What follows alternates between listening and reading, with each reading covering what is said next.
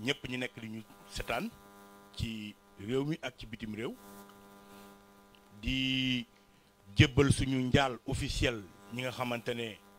ñàkk nañ seen bakkan ñu koy jox seen ay waajur di ko jaal Sénégal gi yëpp moment bi ay doomi réew ñàkkee seen bakkan ci coobare ak xarañte ci def lu bon ak xarañte ci suuxal ab réew seeni njaboot di leen di jooy ña ànd ak Macky Sall ñoom da tàccoo ko bàkku ci rey yii ñu rey Sénégalais parce que wax ji loolu la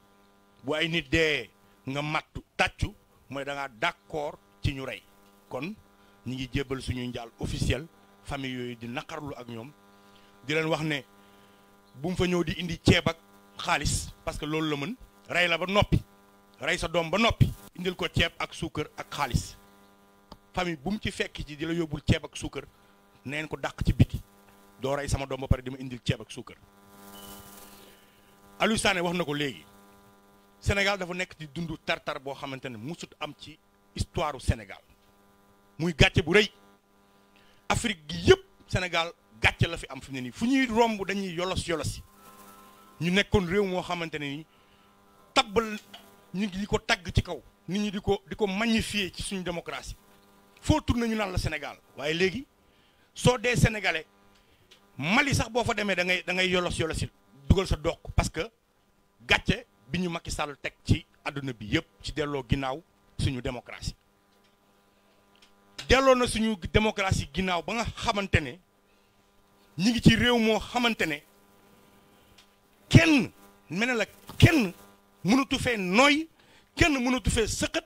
kenn mënatu fee wax ndax Macky Sall def na réew mi un état policier moyens yi mu jël def ko ci réprimer maanaam def ko ci dóor jàpp xoqatal tiital tëj kaso opposant activiste ak képp koo xam ne yaa ngi wax loo xam ne àndul ak moom su defoon genn wàll gi rek ci assurer la sécurité des Sénégalais kon jamono ji yëpp kenn du fi wax ay waxum agression ay waxum rey ay nit ay waxum nangam ak sàngam mooy maanaam moom programme am ak planning am mooy indi kawo ci Sénégal indi jiixi jaaxa jafe-jafe ci Sénégal pour mën a imposer sa dictature son état policier moom moo la gën a xam ne loolu du jàll. commencé woon nañ ko ñaari ay bés ci ginnaaw ne ñi ngi dem ci tournoi bu am solo ndax conseil constitutionnel saa buñ ko séentoo ci wax lu amal solo askan bi mu wan ñu ne ñu askan bi nekkuma fi kamay jox ay avantage ay oto ak ay salaire yu ñu yokk kooku laa fi nekkal muy président bi nekk di exercer le pouvoir ci jamono boobu defoon na ko ci jamono Abdoulaye Wade mu ngi koy defaat ci jamono Sall mii bokkoon ci ñun ñi doon kaas naan conseil constitutionnel bi baaxul décision mi baaxul tey même conseil constitutionnel boobu noonu moo nekkaat di ko appliquer la mu namm ci réew mi muy lu garaaw nga jógee ci conseil constitutionnel bi wàcc ci ki nga xamante ne moo war a organiser élection yi ci boppam kooku mooy problème bi François mu tuddati sax Antoine Félix Diome c'est lui le principal problème parce que munoo organiser ay jongante ba pare di football waaye mais finalu Sénégal Égypte Mo Salah mënul woon nekk arbitre ba pare football mënul ne te Macky Sall ci boppam à l'époque dafa kaasoon révoquer Ousmane Ngom ba Abdoulaye Wade wane grandeur changé ko indi keneen pour ñu mun dem ci ay élections yu apaisé mais tey ñi ngi fàttaliku ci Aly Ngouille Ndiaye def ne woon du ma ko def bi yoon waxul du ma ko def patt la ci def di def la ko soob di def la ko neex waa ji ne fi di wax lu ko neex di jël décision yu ko neex ñu indi réew mi ci instabilité boo xam ne musut am di créer ay mbirum rebelle yow même l'Assemblée nationale amuñu accès sur le fichier de la Casamance ñu jël le problème de la Casamance sérieux bi mu sérieux ci ñun waa askanu Sénégal ñu teg ko ci espace public bi seen ay saagakat ci internet bi di wax naan ay rebelle dugg nañu Sénégal jàpp nañu rebelle bi ay procureur génn di ci wax ay waxu daanu ci saret ci lu dem ci mbirum sécurité intérieure u Sénégal ñu am gaz am pétrole am leneen ak leneen nga xam ne réew mi almet buy kosu réew mi di tàkk ñoom ñu jël almet bi di ko foyee ci buntu gaz bi nga xam ne kon ñii liggéey taxu leen jóg taal réew mi moo leen tax a jóg. ñu ne li conseil constitutionnel di waajal décision bi mu ci war a jël dafa am solo na lire le droit élection dafa am règlement ku war a bokk ak ku warut a bokk la tax nit di bokk soo ko remplir da nga bokk la tax nit du bokk soo ko remplirul bul bokk waaye li ñu gis mooy conseil constitutionnel bi jëlul responsabilité dafa pire dafa saaga le droit. Le conseil constitutionnel a insulté le droit insulté xelu sénégalais yi saaga képp koo xam ne yow professeur yooyu fa nekk ñoo la jàngal ci université yi wax la ne la lii mooy droit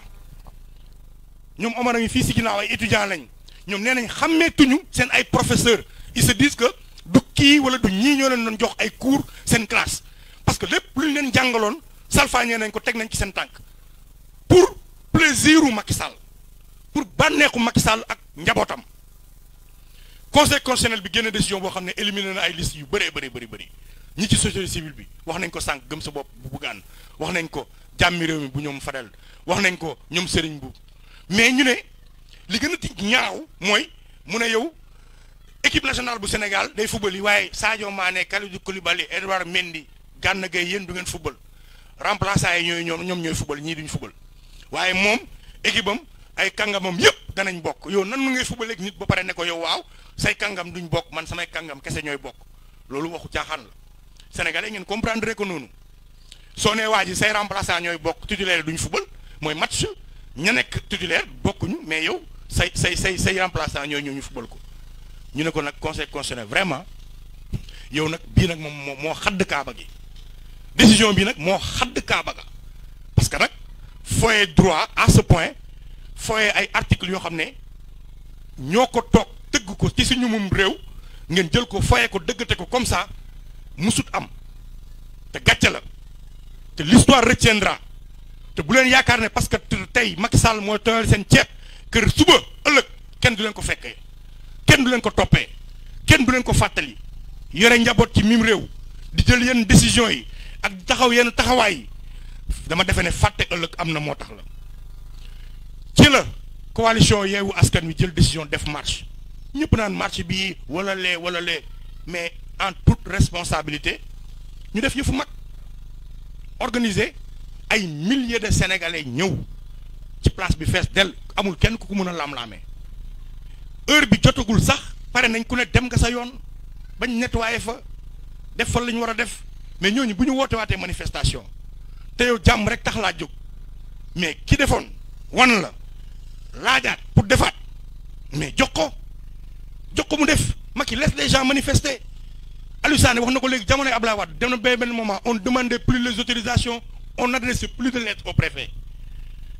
dañ dem ba obélisque dafa nekkoon place Tahrir bu Égypte dañuy ñëw rek dem taw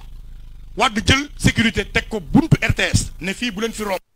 bu leen dem place de l'Indépendance ci la loi Ousmane Ngom bii génn tey bi bunkériser Dakar aay nit ñi ñu génn mu ne yéen bu leen romb fii teg cordon am foofu les gens manifestaient comme ils le voulaient chaque jour loolu mooy démocratie mais dama gis naqar bi sénégalais yi di gonfler seen biir xol yi coono yi sénégalais yi di dund jafe-jafe yi sénégalais yi di dund soo leen bàyyiwul ñu exprimer ko ci nii ñu exprimer ko ca nee te loolu moom mooy dëgg Macky Sall ci histoire du Sénégal mooy président bi ci gën a jógee ci ndóol parce que ndóol ci la màgg nan ngay màggee ci ndóol xam luy ndóol dugal sénégalais yi ci ndóol man dama defee woon ne ku xam luy ndóol di nga fexe ba sa askan duñ dund jafe-jafe ndóol waaye yow ndóolal nga askan bi xiifal nga askan bi fajoo askan bi jàngaloo askan bi joxoo liggéey askan bi mais di màttu rek ay li fi amoon du fi amaat lu raw moo am keroog le 17 bi nga ko aayee lu raw li amoon mars daaw moo am parce que su dee mars daaw ay milliers de sénégalais ñoo génn nga rey ci 13 bii li génn matul noonu ci dayo bi mais rey nga ci 3 kon proportionnellement lu ko raw moo amaat parce que da nga rey 3 ci fukk bële nga rey 13 ci junni yow rey rek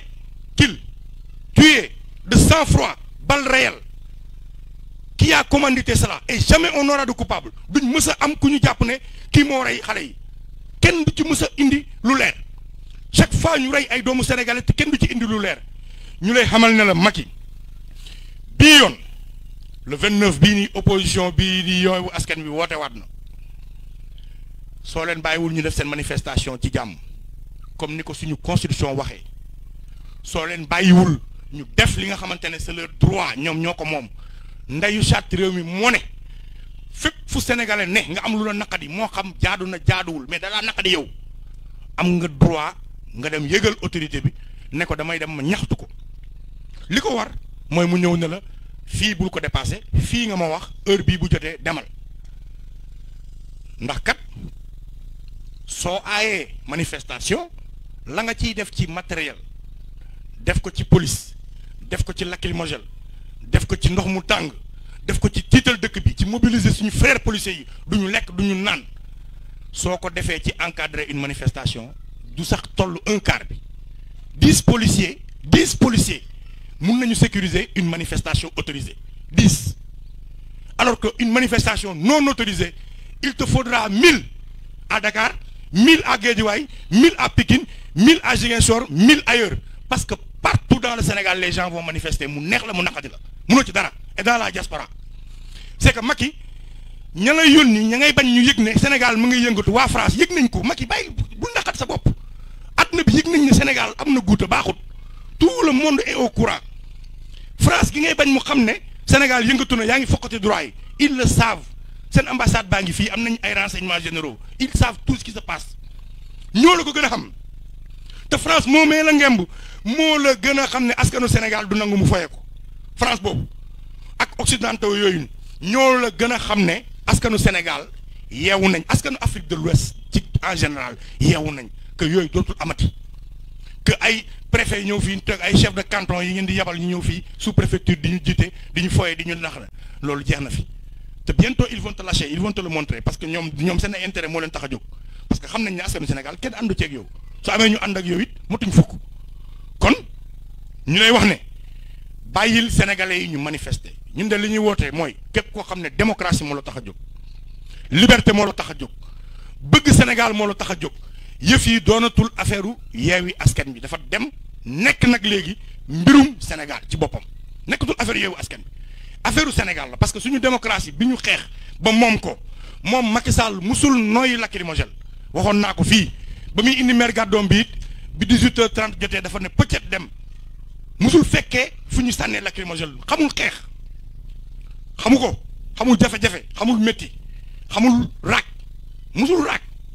looloo waral pour moom raak bi moom day jël dure waaye bi yoon Macky di nga raak de Macky di nga raak parce que dañ pare raak ak yow dañoo pare pour raak te Sénégal gi yëpp ay raak képp koo xam ne démocratie moo la ñoŋal di nga raak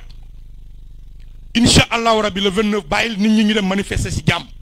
bu ñu jógee ci le 29 ñu bëgg a manifester waat le 27 ak le 30 ak le 40 bàyyil sénégalais yi ñu manifester parce que fii ba élection yi di ñëw Macky bàyyi ngaa am jàmm ci mim réew parce que ñun amuñu jàmm mënuñ ñàkk jàmm nag nga toog sa palais di am sa jàmm yow du day yomb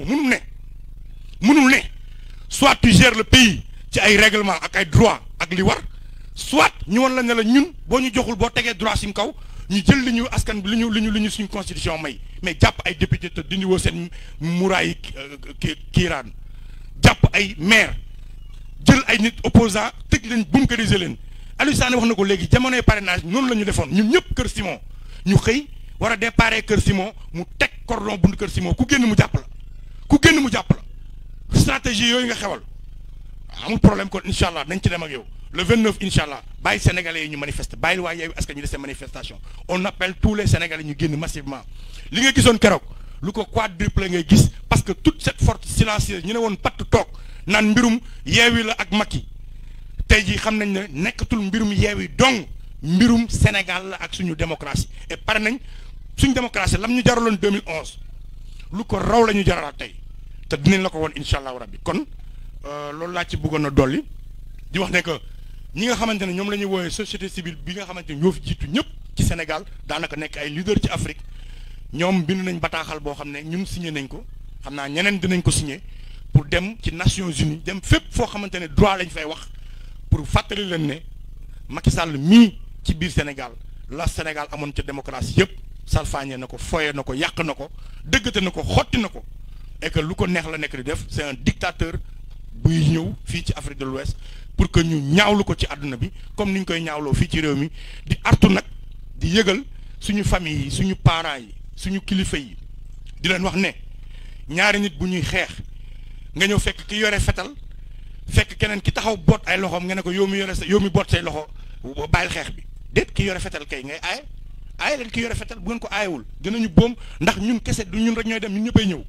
te nee nañ la Sénégal jaral nañu lum la jaralul yow Macky Sénégal jaral nañu lum la jaralul yow jaa ngeen jëf